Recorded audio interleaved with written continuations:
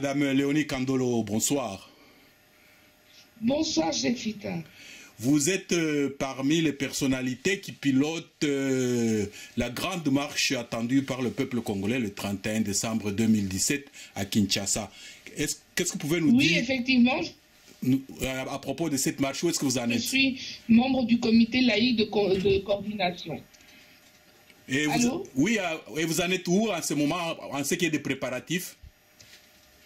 Écoutez, nous sommes déjà bien avancés. Nous avons eu une réunion stratégique avec tous nos points focaux pour expliquer un peu comment les choses vont se passer.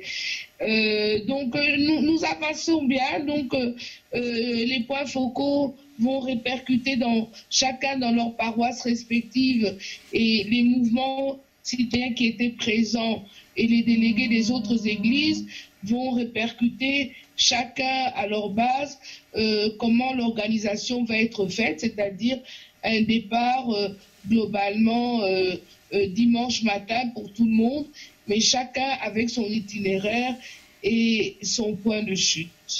Merci bien, Madame Léonie Kandolo. Et nous qui vivons ici à l'étranger, nous ne serons pas à Kinshasa. Ici à Bruxelles, il est prévu une marche qui partira de la porte de Namur et qui se terminera par le rond-point Schuman devant les institutions européennes où il y aura des messages des partis politiques et des associations et de tous les Congolais qui veulent bien s'exprimer. Est-ce que vous avez un message à l'intention des Congolais qui habitent à l'étranger et plus spécialement ceux qui peuvent arriver à Bruxelles le samedi 30 décembre 2017? Bon, contrairement à vous, nos messages, nous ne nous exprimons pas à travers des partis politiques ou des associations ou des regroupements. Nous nous exprimons à travers notre foi, notre croyance, c'est-à-dire c'est la marche des chrétiens ou des croyants et des hommes de bonne volonté. C'est-à-dire que dans nos rassemblements, il y aura des hommes politiques, il y aura des mouvements citoyens, il y aura des gens des droits de l'homme, mais nous sommes unis sur la même thématique, sans aucun signe de parti politique ou d'organisation. Et je voudrais dire à mes frères de la diaspora qu'ils restent unis. Pour une fois, oubliez vos colorations politiques, oubliez vos organisations, oubliez vos associations, unissez-vous en tant que Congolais croyants pour que le Congo puisse aller de l'avant. Madame Léonie Kandolo, une dernière question. Au mois d'août 2017, vous étiez à Paris, vous étiez parmi les signataires des porte-parole du manifeste congolais Essili. Est-ce qu'on peut dire que votre combat est le même ou bien ça c'est notre combat?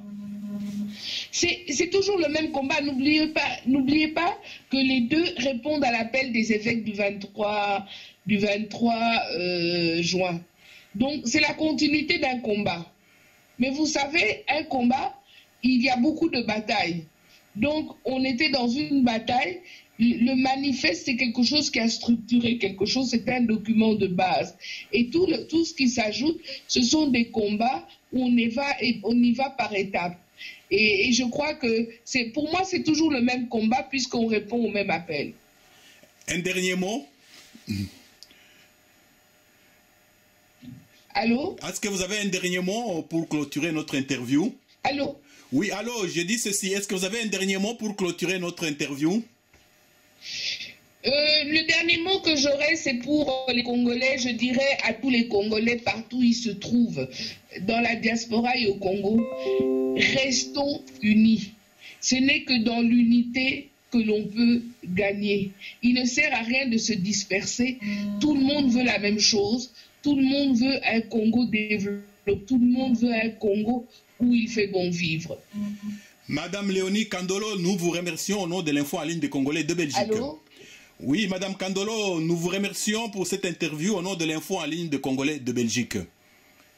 Je vous remercie également, Cheikh Fita. Ok, au revoir. Bonne soirée. Bonne soirée aussi. Bye. Merci.